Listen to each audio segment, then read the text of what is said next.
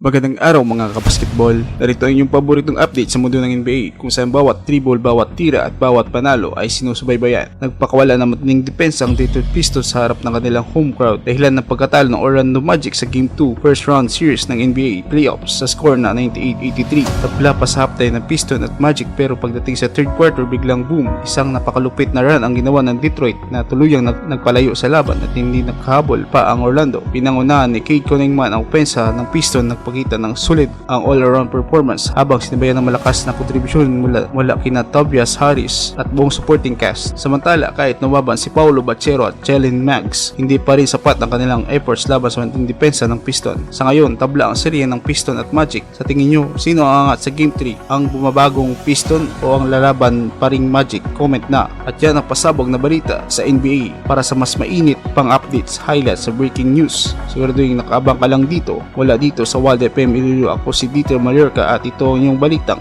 NBA kung saan laging panalo ang balita.